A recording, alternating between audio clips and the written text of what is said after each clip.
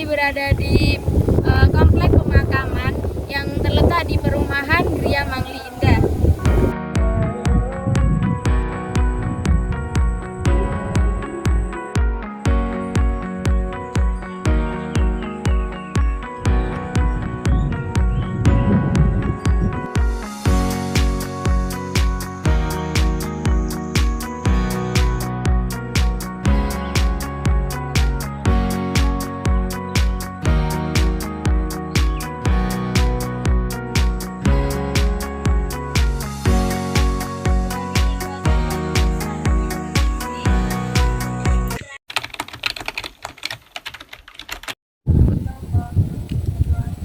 Sejarah makam di Indonesia merefleksikan perjalanan budaya, agama, dan sistem kepercayaan masyarakat Nusantara dari masa prasejarah hingga modern masa kini.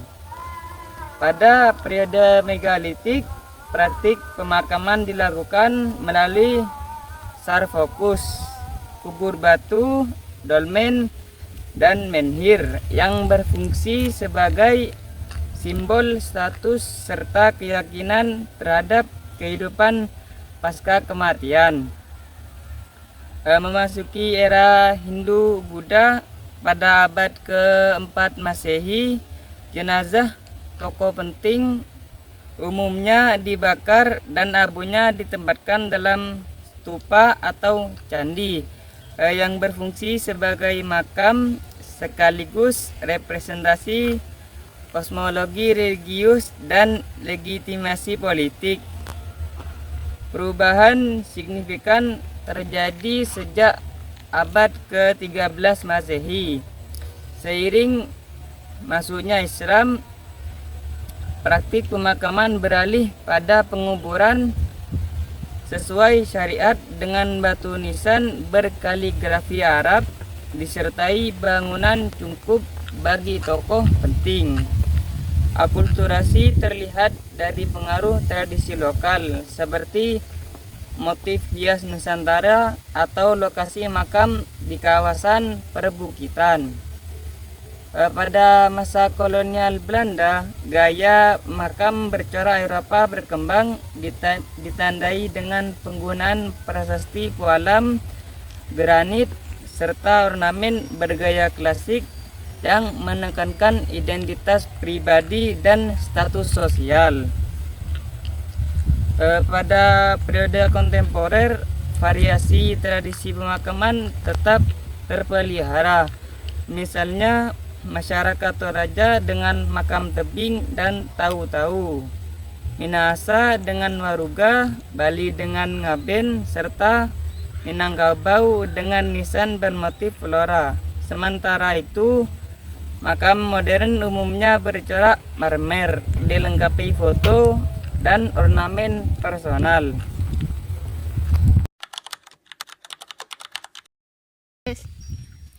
Makam kuno di Indonesia tidak bisa dilepaskan dari sejarah panjang perkembangan kebudayaan dan kepercayaan masyarakatnya. Setiap periode sejarah, mulai dari masa prasejarah, pengaruh Hindu-Buddha, Islam, hingga kolonial, meninggalkan jejak berupa corak dan bentuk makam yang berbeda-beda. Hal ini mencerminkan pandangan hidup, status sosial, hingga nilai-nilai spiritual masyarakat di zamannya. Adapun ada corak makam masa prasejarah, yaitu pada masa prasejarah, khususnya zaman megalitik, masyarakat sudah mengenal tradisi penghormatan terhadap arwah leluhur. Hal ini tercermin dalam tradisi megalitik berupa dolmen, yaitu batu besar yang difungsikan sebagai meja sesaji atau penutup kubur. Lalu ada sarkofagus, yaitu peti berbentuk lesung besar dengan tutup, biasanya berisi tulang belulang dan bekal kubur. Lalu ada menhir, yaitu batu tegak yang dianggap sebagai simbol roh nenek moyang. Kemudian ada kubur batu, yaitu wadah penguburan yang dibuat dari lempengan batu. Ciri khas pada corak ini adalah penggunaan batu-batu besar dan penempatan benda-benda bekal kubur seperti perhiasan, peralatan atau manik-manik, dan menandakan adanya kepercayaan pada kehidupan setelah mati. Lalu yang berikutnya ada corak makam masa Hindu-Buddha. Dengan masuknya pengaruh Hindu-Buddha sekitar abad keempat Masehi, corak makam juga berubah. Dalam ajaran Hindu-Buddha dikenal upacara pembakaran jenazah, yaitu biasa dikenal dengan istilah ngaben, atau penguburan abu di stupa atau candi. Di Jawa sendiri, banyak candi berfungsi sebagai makam raja atau tokoh penting, misalnya Candi Prambanan atau Candi Mendut. Makam tidak lagi berupa kubur sederhana, melainkan berupa bangunan monumental dengan relief dan ornamen, menggambarkan konsep kosmologi Hindu dan Buddha. Simbol gunung atau Meru tampak jelas karena gunung dianggap tempat para dewa. Corak makam pada periode ini menekankan kemegahan dan sakralistik, memperlihatkan kedudukan sosial yang tinggi dari tokoh yang dimakamkan. Lalu berikutnya ada corak makam pada masa Islam. Sejak abad ke-13 Masehi, ketika Islam mulai berkembang di Nusantara, muncul corak makam baru atau karakteristiknya antara lain batu nisan menjadi ciri khas, biasanya bertuliskan kaligrafi Arab, doa atau ayat-ayat Al-Quran. Bentuk nisannya itu bervariasi dari sederhana berbentuk pipih, persegi, hingga hiasan penuh ukiran, flora, dan kaligrafi. Makam tokoh penting seperti wali, raja, ulama sering dilengkapi cungkup atau bangunan pelindung beratap. Terus makam keraton atau kesultanan biasanya disusun berundak dan terletak di komplek khusus. Misalnya makam Sunan Gunung Jati di Cirebon atau makam Imogiri di Yogyakarta. Tata letak sering mengikuti kepercayaan lama atau sinkretis. Misalnya berada di bukit atau dekat laut, karena masyarakat masih memandang lokasi tersebut keramat. Corak ini memperlihatkan perpaduan antara ajaran Islam dengan tradisi lokal Nusantara. Yaitu selanjutnya ada corak makam masa kolonial.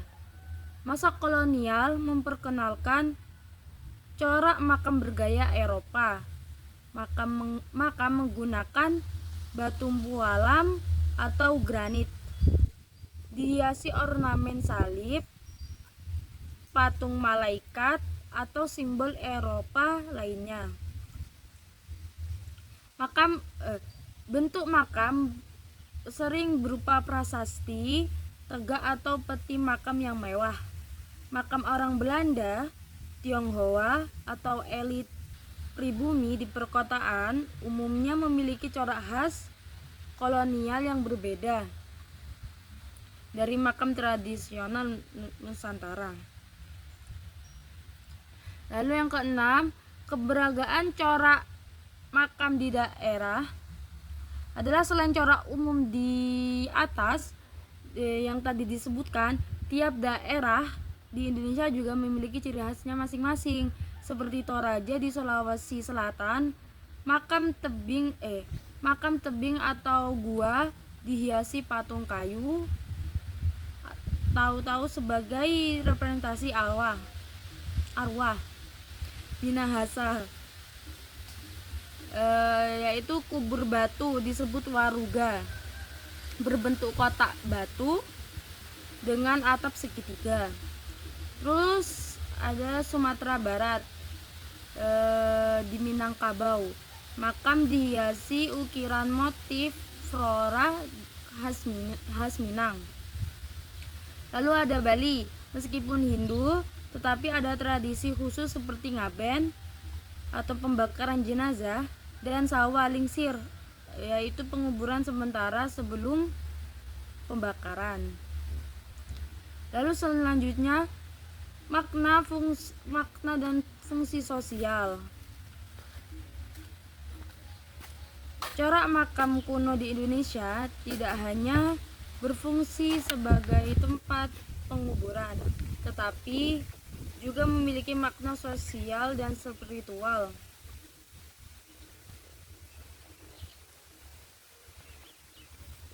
Simbol status sosial makin besar dan megah simbol status sosial itu makin besar dan megah makam itu makin tinggi kedudukan orang tersebut, orang yang dimakamkan itu. Lalu media religi, makam dianggap tempat bersemayam roh leluhur sehingga dijadikan pusat ritual dan ziarah. Warisan budaya, makam juga disebut dengan warisan budaya sebagai corak makam yang mencerminkan akulturasi budaya dari lokal, Hindu, Buddha, Islam, dan Barat. Kesimpulannya, corak makam kuno di Indonesia sangat beragam, dipengaruhi oleh perjalanan sejarah, agama, dan budaya yang masuk ke Nusantara. Pada masa megalitik, makam dibuat dari batu-batu besar seperti dolmen, sarkofagus, dan menhir yang berfungsi sebagai sarana penghormatan roh leluhur. Memasuki era Hindu-Buddha, makam berkembang menjadi sebuah candi monumental yang tidak hanya sebagai tempat peristirahatan raja, tetapi juga simbol penyatuan dengan dewa. Datangnya Islam membawa perubahan besar. Makam mulai berbentuk nisan dengan kaligrafi, ragam hias, flora dan geometri, sekaligus memadukan unsur lokal sebagai bentuk alkulturasi. Sementara itu, pengaruh kolonial Eropa menghadirkan corak baru dengan nisan bergaya barat, yang dihiasi oleh salib, epitas, dan gaya arsitektur neoklasik maupun gotik. Keberagaman corak ini memperlihatkan bahwa makam bukan sekedar tempat penguburan, melainkan juga media ekspresi seni, simbol keyakinan, serta cerminan pandangan masyarakat terhadap kematian dan kehidupan setelah mati. Dari pemujaan roh nenek moyang, pengagungan dewa, hingga doa dalam Islam dan pengaruh tradisi Barat, semuanya menegaskan bahwa makam di Indonesia adalah hasil akulturasi berbagai kebudayaan yang masuk dan berkembang secara harmonis sepanjang daerah.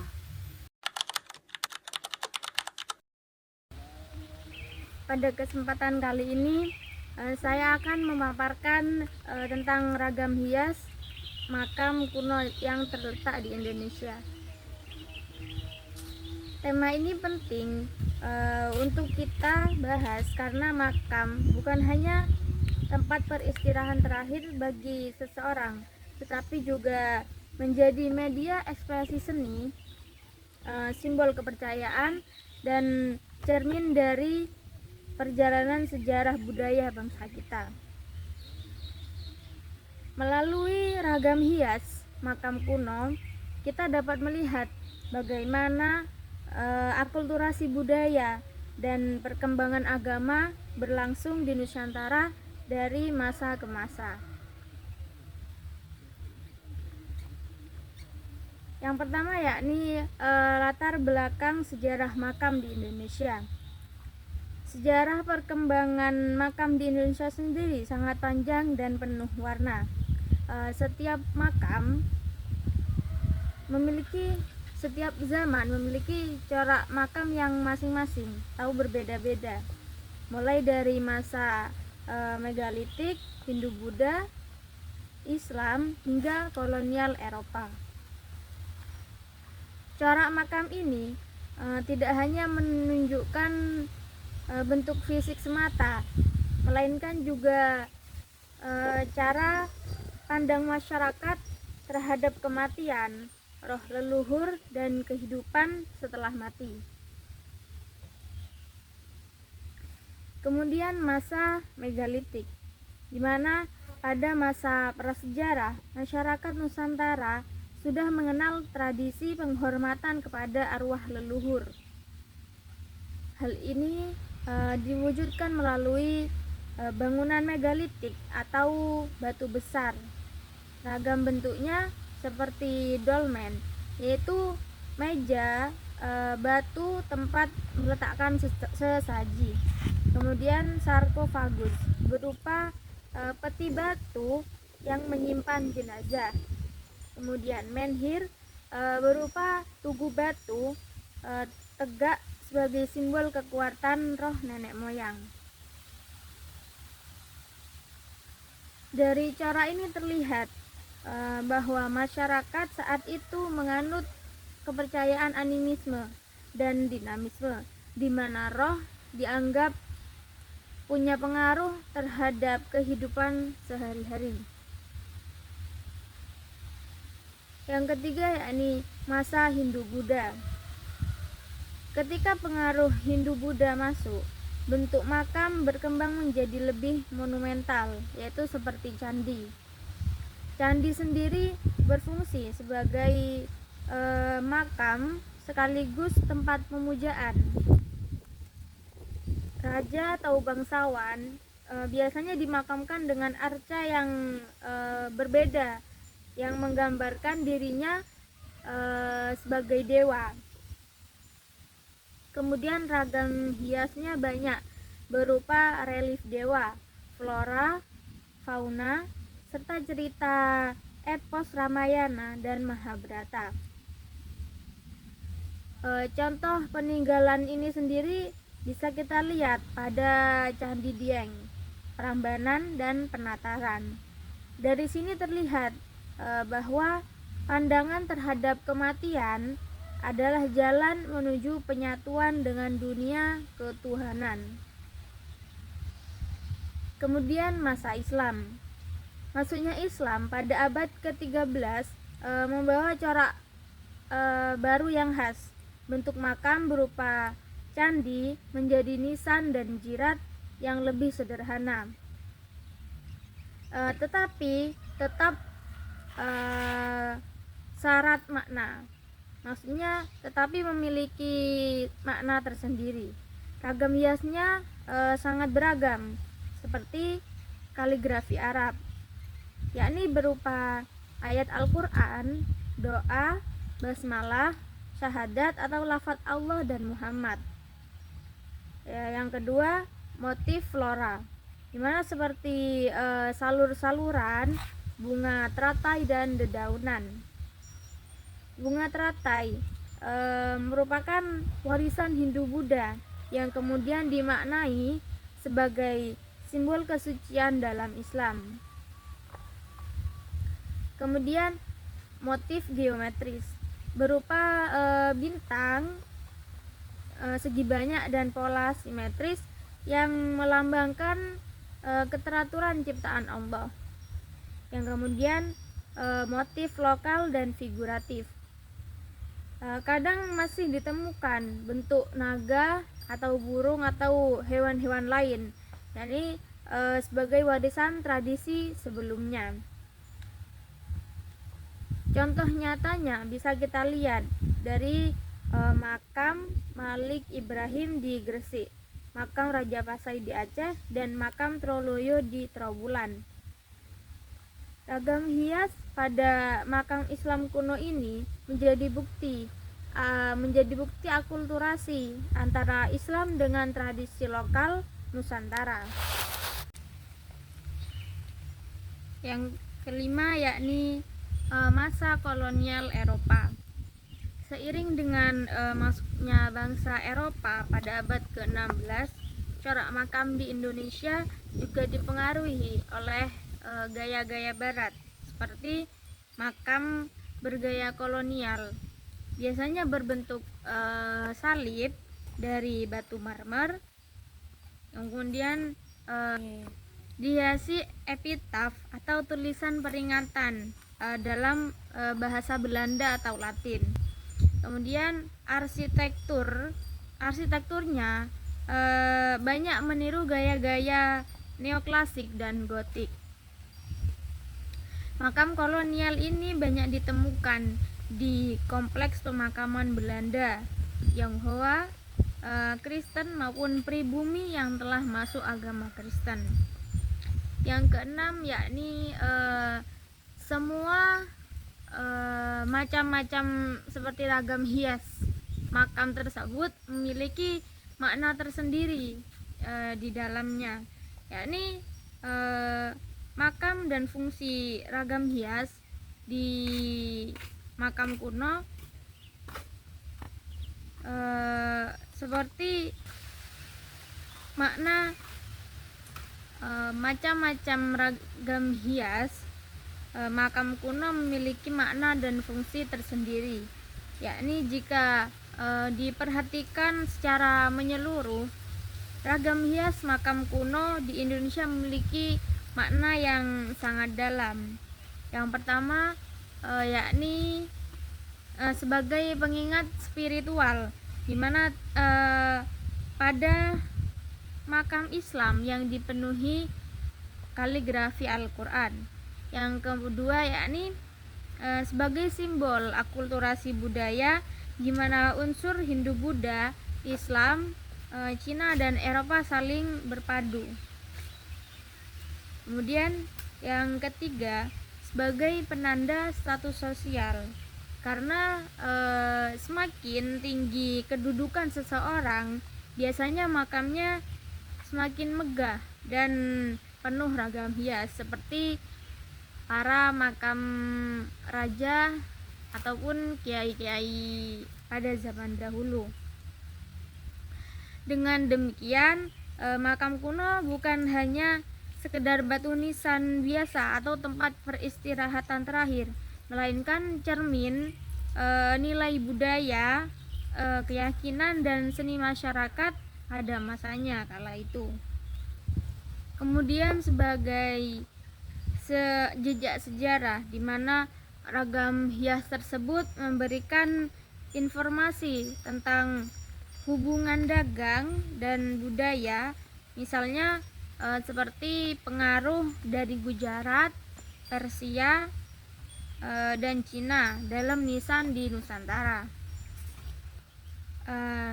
Dari penjelasan saya tadi dapat disimpulkan bahwa ragam hias makam kuno di Indonesia merupakan warisan budaya yang syarat makna, atau yang lebih dikatakan lebih mempunyai banyak makna. Dari batu-batu besar megalitik, candi Hindu-Buddha yang megah, nisan Islam berhiasan kaligrafi dan motif flora geometri, hingga makam kolonial bergaya Eropa, semuanya menunjukkan dinamika perjalanan sejarah bangsa kita. Keberagaman corak ini membuktikan bahwa Islam di Nusantara. Keberagaman corak ini membuktikan bahwa Islam di Nusantara hadir melalui proses akulturasi yang damai, bukan dengan tindak kekerasan. Sebagai menghargai tradisi lokal, namun tetap memberikan ruh tauhid di dalamnya. Melalui makam-makam kuno tersebut, kita tidak hanya belajar tentang seni dan arsitektur Islam, tetapi juga tentang cara masyarakat memandang kematian, kehidupan setelah mati, dan hubungan manusia dengan Tuhannya.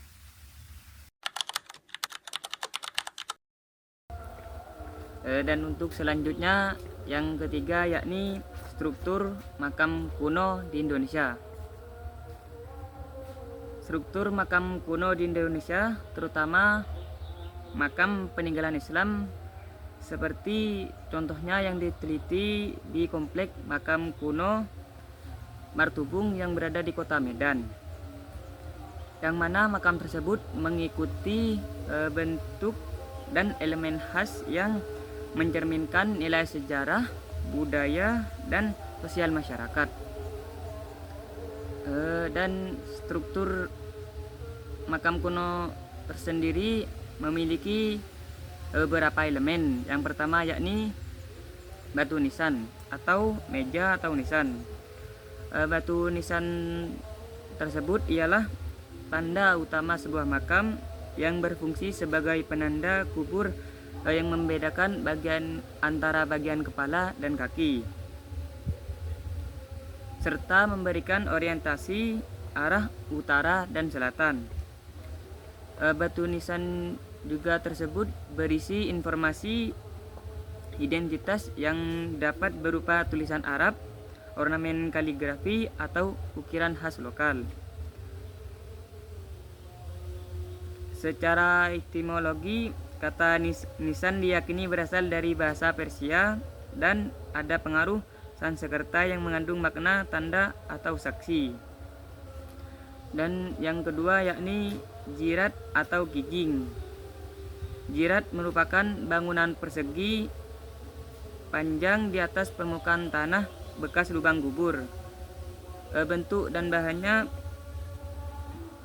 pembuatannya bervariasi, mulai dari susunan batu yang sederhana hingga lempengan batu andesit yang dipahat dan dihias kaligrafi atau motif khas, menyesuaikan status sosial si orang yang mati tersebut. Jirat menandai area makam dan melindunginya dari gangguan.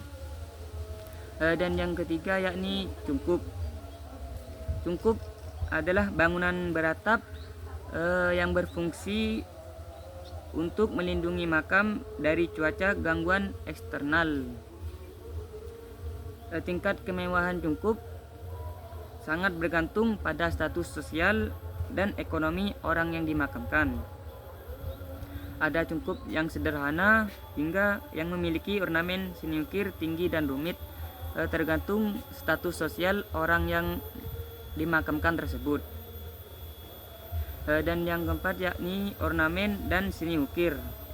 Makam kuno dilengkapi ornamentasi kaligrafi Arab dan motif-motif lokal sebagai ekspresi religius dan estetika. Seni tersebut mencerminkan perpaduan budaya lokal dan pengaruh Islam yang menunjukkan warisan artistik dan nilai religius masyarakat pembuat makam. Yang kelima yakni orientasi makam. Makam seringkali menghadap ke arah kiblat atau dengan sumbu utara dan selatan. Yang ini juga menandakan kepatuhan terhadap aturan Islam dalam bentuk menguburkan jenazah. Yakni yang keenam yakni zona dan gugusan makam. Makam kuno biasanya tersusun dalam gugusan yang dapat menunjukkan hubungan keluarga atau sosial. dengan pembagian zona sesuai tingkat status sosial atau jenazah tokoh tersebut. Jadi kesimpulan dari struktur makam kuno di Indonesia ini ialah makam kuno seperti ini tidak hanya menjadi tempat peristirahatan terakhir, tetapi juga mencerminkan peradaban, identitas komunitas, serta sumber informasi bagi studi sejarah dan arkeologi. Pelestarian makam ini sangat penting sebagai bentuk konservasi warisan budaya yang memiliki nilai sejarah, sosial, dan edukatif. Baik, itu saja yang bisa kami sampaikan mengenai sejarah makam kuno di Indonesia. Assalamualaikum warahmatullahi wabarakatuh.